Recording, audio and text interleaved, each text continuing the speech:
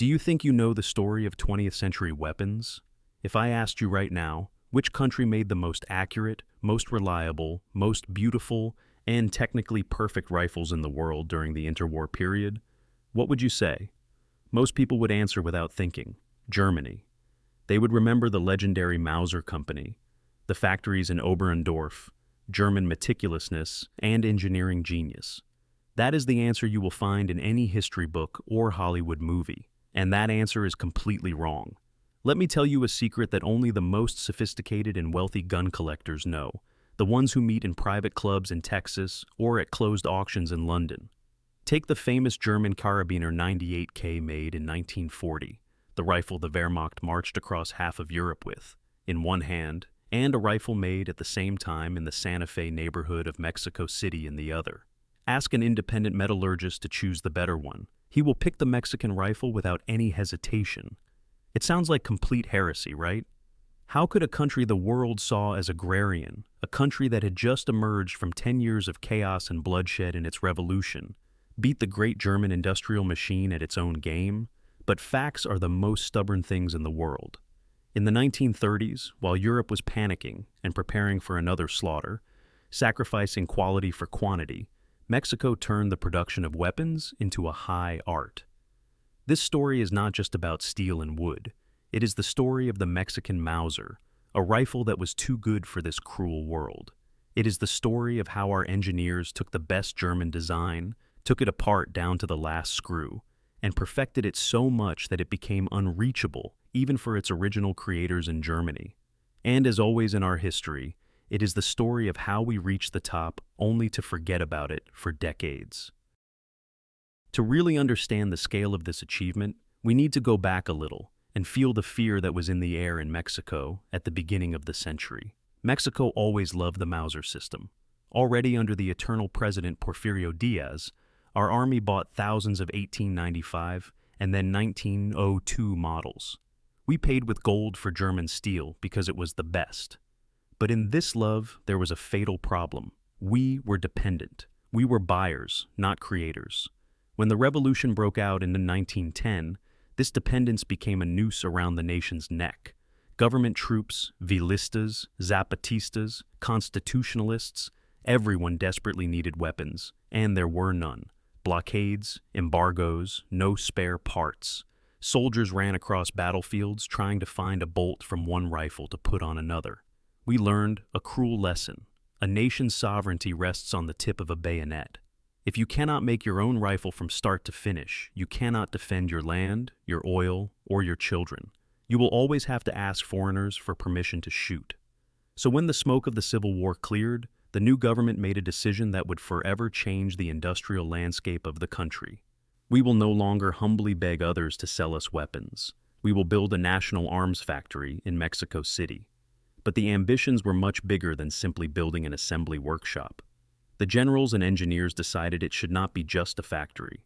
It should be a temple of metallurgy, a place where Mexican hands would show the world that they can work metal better than anyone. Let us put this in historical perspective so you feel the moment. Mid-1930s. In Germany, the Nazis have already come to power. Hitler is preparing his army for blitzkrieg. They need weapons. Lots of weapons. Millions of barrels. When you need to arm 1 million soldiers by tomorrow morning, you inevitably start cutting corners. You simplify metal processing, replace complex milled parts with cheap stamped ones, stop polishing hidden surfaces. You use plywood instead of fine walnut because it is cheaper and faster. The late 1930s German Mauser is a magnificent weapon, but it is a mass production weapon made by soulless machines for total war. And what was happening at the same time in the workshops of Mexico City? Mexico had no plans to conquer Poland or France. We did not need millions of low-quality rifles. We needed to arm our small but incredibly proud army with the very best that the science of that time could offer. At the Fábrica Nacional de Armas, time moved differently than in Europe. There was no rush here. The workers were not just hired operators from the street. They were hereditary masters, artisans, the same people whose fathers and grandfathers made the best carriages in the world, decorated saddles with silver, and forged Damascus steel for machetes, now applied their talent to weapon steel. In 1936, Mexico presented its masterpiece, the Mauser Model 1936. When you pick up this rifle today, almost 90 years later, you feel the difference in your skin, at your fingertips. German rifles from that era were blued, dark, utilitarian tools of war. The Mexican Mauser of 1936 shone. The bolt moved inside the receiver so smoothly and fluidly that it felt like it was sliding on ice, even when completely dry. The fit of wood to metal was so perfect that you could not slip even the thinnest sheet of cigarette paper between them. It was not at the level of a military weapon, but of expensive hunting rifles made for kings. But the main difference was hidden from view. It was in the metal itself. Mexican metallurgists used the highest quality steel, enriched with vanadium, and heat-treated it with special technologies developed by our chemists. While German bolts toward the end of the war sometimes cracked from excessive stress or poor quality ore, Mexican bolts were practically eternal. They could withstand any pressure. They were built with a safety margin for 100 years. And of course, the symbol. Look at the receiver of any wartime German Mauser. What do you see? Faceless factory codes. B, C, E, B, N, C. Just letters and numbers. Now look at the Mexican Mauser. On the receiver, engraved with jewelry precision, precisely cut with a burin, not crudely stamped by a press, is a magnificent Mexican eagle devouring a serpent perched on a nopal cactus. And underneath, a proud and deep inscription, República Mexicana. It was not just a state acceptance stamp, it was a cry of pride. Every soldier who received this rifle, from the private in the Sonora desert to the officer in the capital, knew he was not holding an imported trinket, but a product of national genius. Why did the world forget this? Why are there German rifles in the museums of London and Washington, but not ours? The answer is cynical. History is written by the winners of the world wars. German Mausers became trophies. American and Soviet soldiers captured them by the millions, took them home, turned them into the basis for hunting rifles all over the world. They became popular culture. Mexican Mausers stayed at home. They served honestly in remote garrisons. They guarded borders. They fought bandits in the mountains. Then they aged quietly in warehouses, in darkness and oil. There were few of them, because true quality does not tolerate mass production. We created the Ferrari of rifles when the world needed tractors. But there was one purely technical detail that made this rifle unique. While the Germans standardized the heavy long U-98 system with the so-called large ring receiver, the Mexicans went their own way, a special one.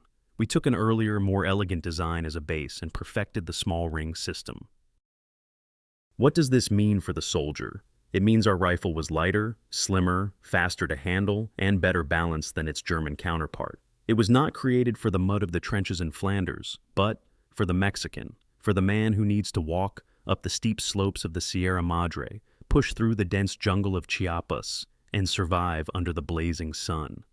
The Germans designed a weapon for positional warfare. The Mexicans designed a weapon for maneuver warfare, fast, furious, and that was our genius. We did not just copy the blueprints. We understood the philosophy of the weapon and adapted it to ourselves better than the original creators did. But the Model 1936 was only the overture. The true peak, the swan song of the Mexican Arms School, came later in 1954, when the world was already going crazy for automatic rifles, and we decided to create the most perfect bolt-action rifle in human history. A mistake that became a masterpiece.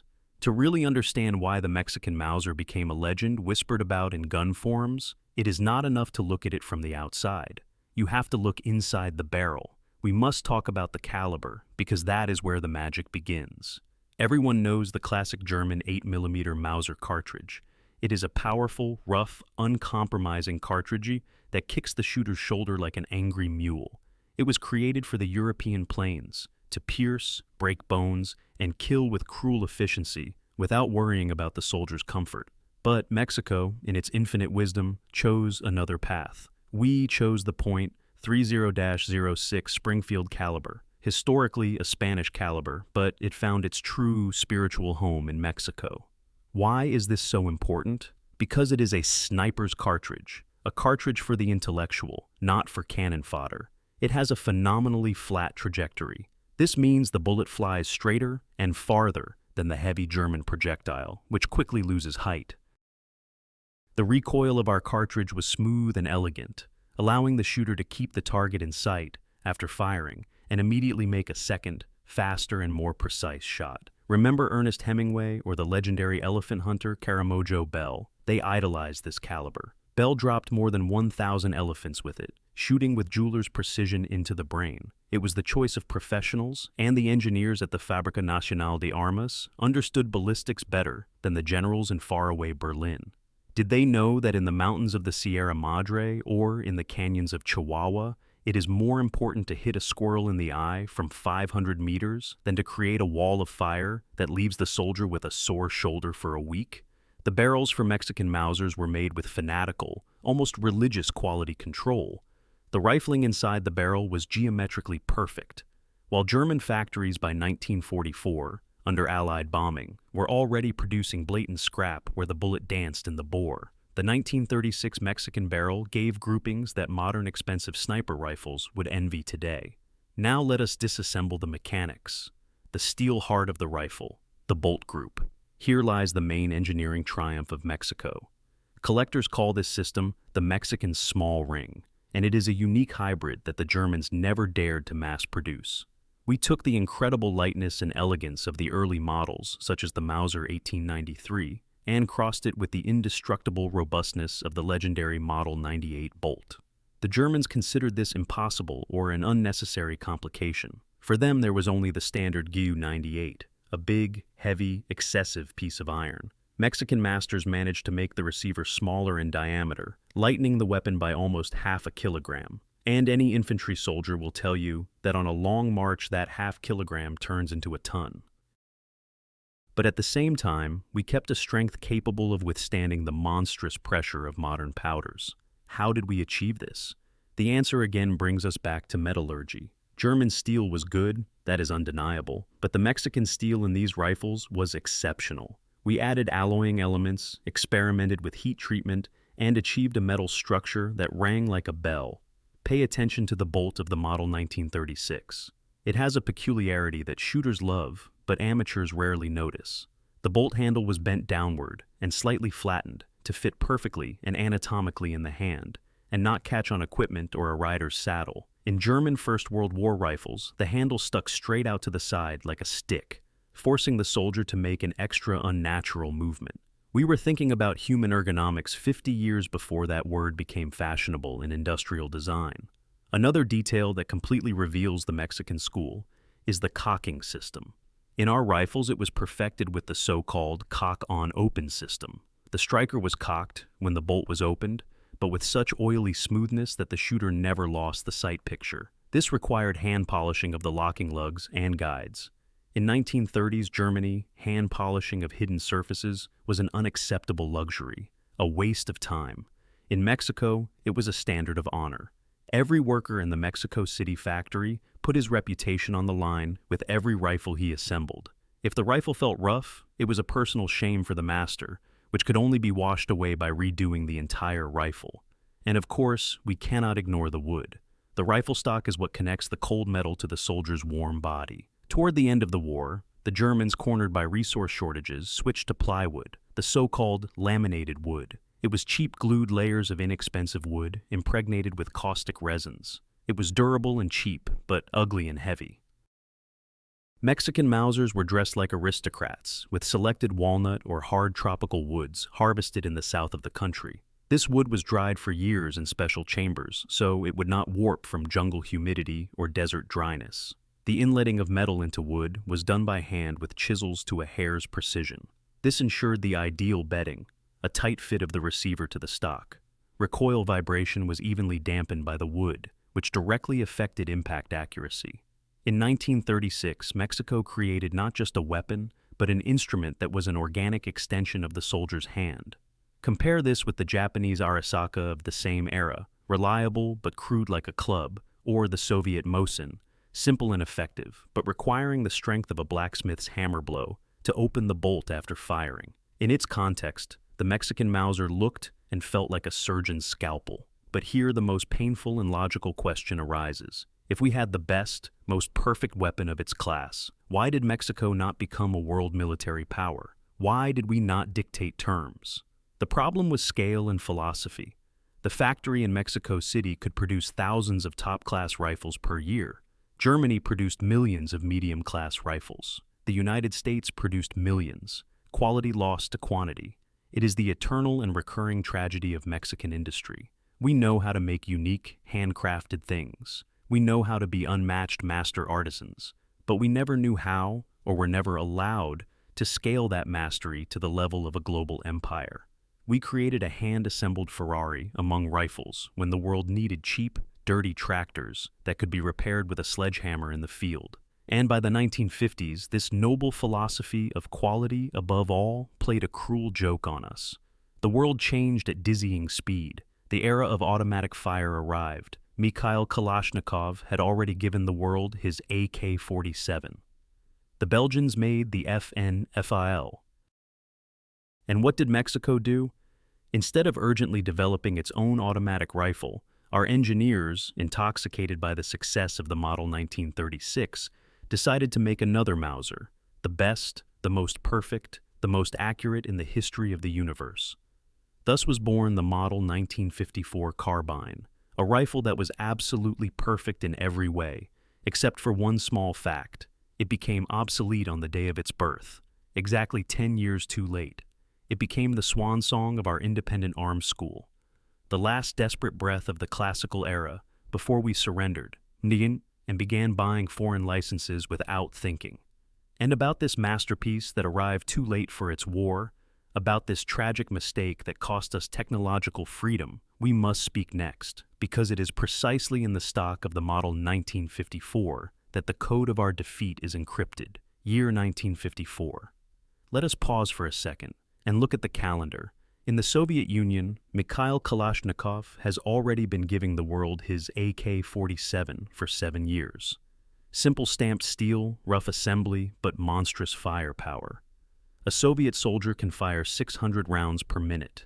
In Belgium, Fabrique Nationale launches production of the FN-FAL, the rifle that will soon be called the right arm of the free world. Americans are feverishly experimenting with the automatic M14. Everyone, from NATO generals to partisans in Vietnam, understands a simple truth. The future of war belongs to automatic fire, industrial stamping, 30-round magazines, and high rate of fire. The era of single-shot fire died among the ruins of Stalingrad and on the beaches of Normandy. And what does Mexico do at this crucial moment in history? With a pride and stubbornness worthy of a better cause, Mexico launches the Model 1954 carbine.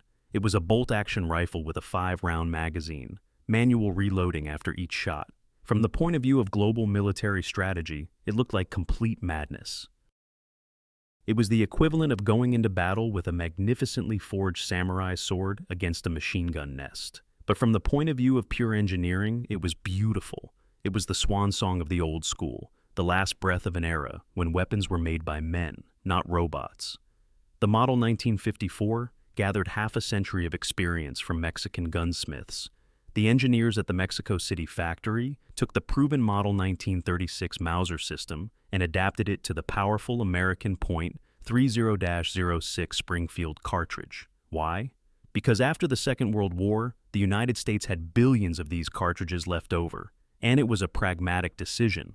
But we did not just change the caliber. We perfected the sights by installing an aperture diopter sight that allowed faster and more precise aiming. We made the receiver even more robust, adding the ability to mount an optical sight directly from the factory. We used a rubber butt plate to soften the recoil of the powerful cartridge. It was perhaps the highest quality, most reliable, and most accurate military bolt-action rifle ever created in human history. It was a hand-assembled Rolls-Royce in a world that had already switched to cheap pickup trucks. Mexican generals justified this decision with noble naivety. Our soldiers must be marksmen, not lead sprayers. One shot, one enemy. We are not a rich superpower that can afford to waste millions of bullets firing blindly. There was an iron logic in this, a 19th century logic in the middle of the 20th century. We created the perfect weapon for a war that had ended 10 years earlier. The rifle turned out so good, so indestructible, that even today, 70 years later, it is still used in Mexican military academies for parades and ceremonies. It does not rust. The wood does not rot. The bolt still makes that smooth click, like the sound of a safe closing. But in a real modern fight against a cartel with automatic weapons, or against foreign intervention, it would have been useless 1 minute after the shooting started. We created a masterpiece that had no place on the modern battlefield. And then comes the decisive moment. Late 1950s and early 1960s. Reality kicks the door in with a military boot. The Mexican government finally wakes up and understands that no matter how beautiful bolt-action rifles are, they cannot defend sovereignty. The army needs automatic weapons. And here a choice arose before the nation that defined our destiny for the next half-century. We had the path of gathering our engineers, remembering Rafael Mendoza and his machine guns, remembering the experience of Trejo, using the powerful base of the Fábrica Nacional de Armas, and developing our own assault rifle. We had the machines, we had the steel, we had the brains. We could have created a Mexican AK or a Mexican FAL. It would have been difficult and expensive, but it would have preserved our independence. And there was path B: admit defeat, say we are not capable of innovating, buy a license from foreigners, receive ready-made blueprints, and simply press the start button on the machine. What do you think our politicians chose? Of course they chose path B, the easiest, fastest, and most destructive path for the national spirit. Mexico bought the license from the West German company Heckler & Koch for production of the G3 assault rifle. That day, when the contract was signed, the Fábrica Nacional de Armas died. Not physically, the walls remained standing. Workers still came to their shifts, but the spirit died. The factory stopped being a place of creativity, a birthplace of ideas. It became a banal assembly workshop, a branch of German industry. Instead of turning unique parts and taking pride in every stamp, we began stamping German rifles with German blueprints on German machines under the supervision of German inspectors. Yes, the G3 is an excellent rifle, reliable and powerful, but it is foreign. We lost the school. Those gray-haired masters who could polish a bolt to micrometric precision by eye alone were no longer needed. They were replaced by operators of hydraulic presses. The knowledge accumulated since 1910, the secrets of heat treatment, the traditions of wood fitting, all of it dissolved into the air in a single generation. We replaced the proud Mexican eagle on the receiver with the soulless logo, Heckler & Koch license. We became dependent on foreign patents and foreign wills. Where are those witnesses of our former greatness today? Today, Mexican Mausers from 1910, 1936, and 1954 are the holy grail for collectors around the world. In the United States, at gun auctions, people are willing to pay $2,000, $3,000, and more for a well-preserved Model 1936. Americans who used to look down on Mexican technology now hunt these rifles and write enthusiastic reviews on forums. Look at this steel. Look at this finish. The Germans never did this. This is the best I have ever held in my hands. The irony of fate is that foreigners value our legacy more than we do ourselves. In Mexico itself, we have forgotten this. We have gotten used to the idea that everything Mexican is made carelessly and that everything imported is the quality standard. The Mauser rifle proves the opposite. We were the standard. We set the bar that others could not reach. This story is not just nostalgia for old iron. It is a parable about national self-esteem. In 1936, we believed we deserved the best weapons in the world, made with our own hands. In 1954, we were stubborn and naive, trying to preserve the traditions of artisanal mastery in a world of plastic and stamping. And then we simply surrendered. We decided it was easier to buy than to create. We believed the lie that we do not know how. The Model 1954 carbine is a monument to our perfectionism. Yes, it was a strategic mistake. Yes, we should have made automatic weapons, but that mistake was ours. It was beautiful. It was made with love for the country and respect for the soldier. Today, when the Mexican army is beginning to transition to the FFX-05 Shu Coatl, a modern automatic rifle of our own design, the Fire Serpent, it seems we are starting to wake up from a long sleep. We are trying to make our own again, but it will take many more years to recover that level of mastery and that pride that the anonymous worker in 1936 had when he polished a bolt with the Mexican eagle on it. We did not lose our greatness when we ran out of money or resources. We lost it the moment we stopped believing that the word Mexico, engraved in metal, can mean the best in the world. But if one day, walking through a museum or a flea market, you see an old, worn carbine with the date 1954, do not pass it by. Stop, look at it, feel the cold of the steel. Because in your hands you will not have just an old rifle. In your hands you will have the weight of the great country we once were, and that we can still become if we remember who we are. Yeah,